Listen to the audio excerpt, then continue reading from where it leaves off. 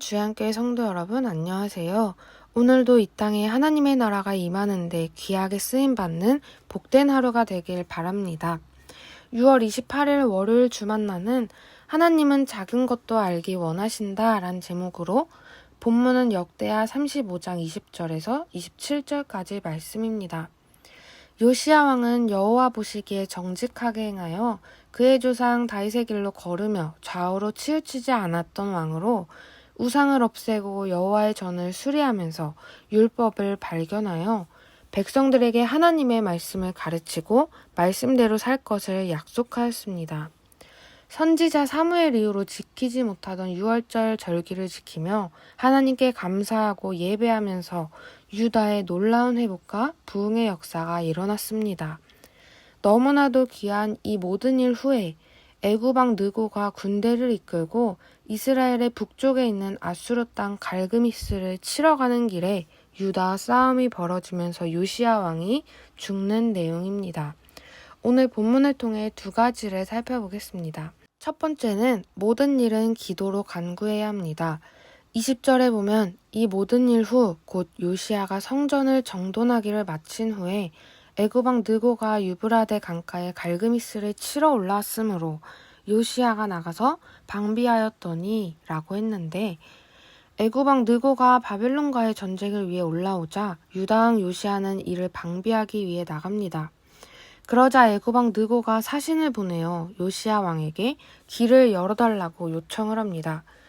유다 왕이여, 내가 그대와 무슨 관계가 있느냐? 내가 오늘 그대를 치려는 것이 아니요 나와 더불어 싸우는 족속을 치려는 것이라. 하나님이 나에게 명령하사 속히 하라 하셨은즉 하나님이 나와 함께 계시니 그대는 하나님을 거스르지 말라 그대를 멸하실까 하노라 하나. 수백 년 동안 근동의 패권을 쥐고 있었던 아수르가 쇠퇴하자 신흥강국 바벨론이 아수르를 침공하였고 수도인 니느웨를 함락시켰습니다.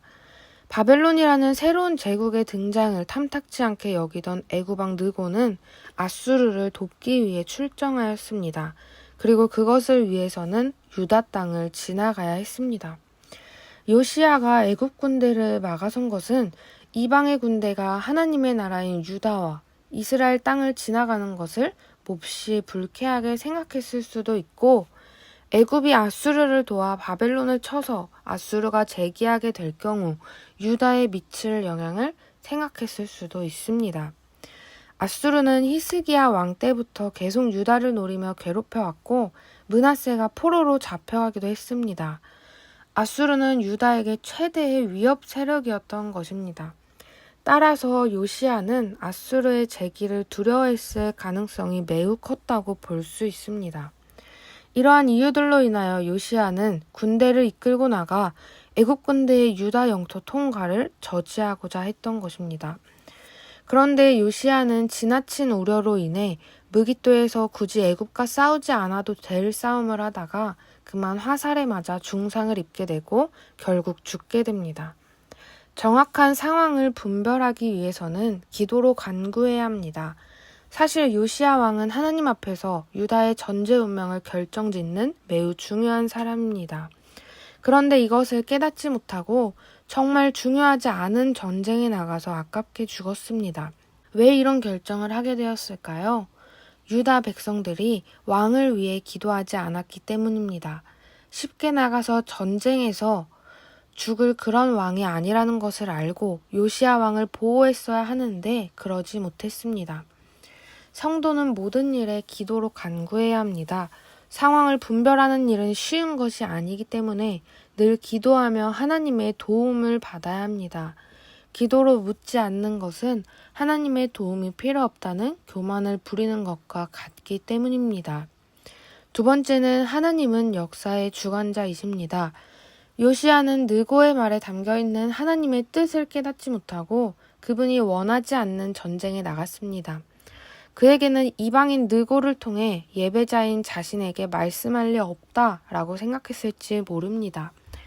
하나님은 모든 역사를 이루시고 주관하시는 분으로 의인을 들어 사용하시지만 때때로 악인도 하나님의 손 안에 있어 그들을 사용하십니다. 하나님이 역사를 주관하신다는 믿음이 있다면 요시야처럼 악인의 득세를 염려할 필요가 없습니다. 두려움 속에서 방황할 필요가 없습니다. 왜냐하면 선하신 하나님께서 우리를 광야에 내버려 두시는 분이 아니시기 때문입니다. 요시야는 평생 하나님을 사랑하고 말씀에 순종하는 삶을 살았습니다. 하지만 마지막 사건에서는 하나님의 음성을 분별하기에는 너무도 영적 분별력이 흐려져 있었습니다. 마치 그의 할아버지 히스기야가 평생을 신실하게 살다가 한순간에 교만해져 하나님을 거역했던 것처럼 말입니다.